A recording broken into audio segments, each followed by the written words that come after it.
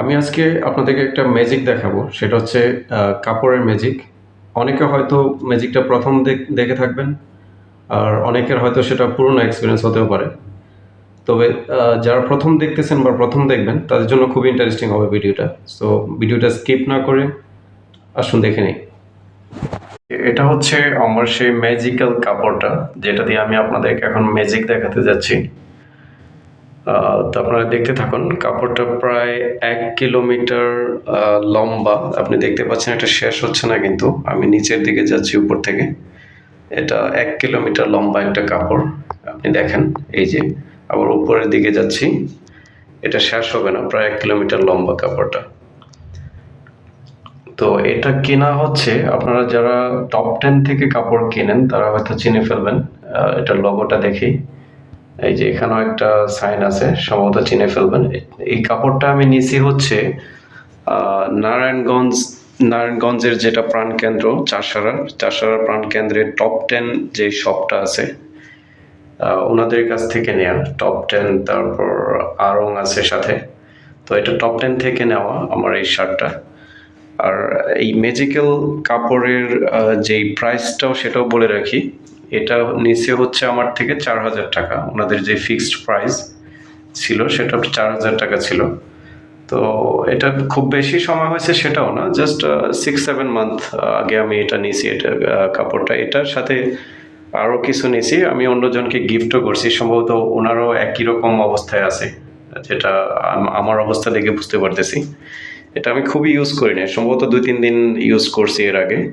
হঠাৎ করে আমি যখন ২ দিন আগে এটা বের করি, দেখি আমার কাপড়টা মাশাআল্লাহ এটা ছিল মিডিয়াম সাইজ। এটা এখন ডাবল এক্সেল বা ট্রিপল এক্সেল হয়ে গেছে কাপড়টা।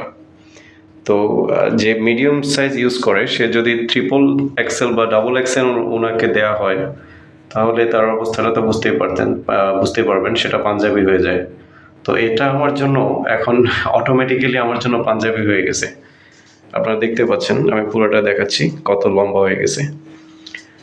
তো কাপড়টা মানে মিডিয়াম সাইজ নিয়ে আসছি, এটা এখন লম্বা হয়ে গেছে অটোমেটিক্যালি। এই জন্য এটা ম্যাজিক্যাল কাপড়, এটা ম্যাজিক। তো আরেকটা এটার সাথে রেখে দেখাই, যেটা আমার আরেকটা কাপড়।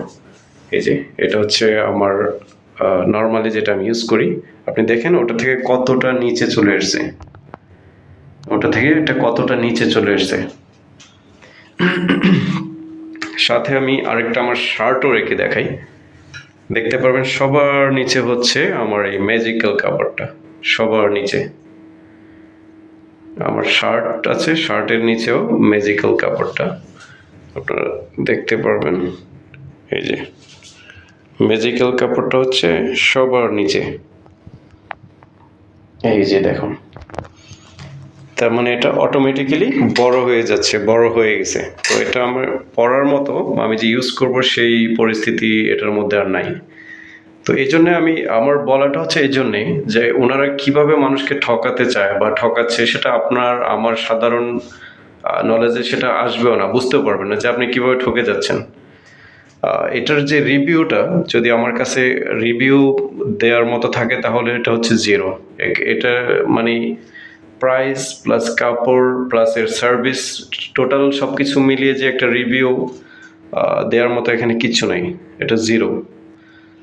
তো যারা ভোক্তা অধিকারে কাজ করতেছেন, যারা কর্মকর্তা আছেন, তারা অবশ্যই এগুলো দেখা উচিত, দেখবেন আশা করি, যে আসলে ওনারা কি করতেছেন। বা প্রাইসটা যেটা, প্রাইস আর কাপড়ের মান, ওনাদের সার্ভিস, এগুলো সব কিছু কোনোভাবেই কোনো দিক থেকেই মিল নেই। তো এগুলো দেখা উচিত, মানুষ যেন না ঠকে আমার মতো বা অন্য আরও যারা ঠকতেছেন।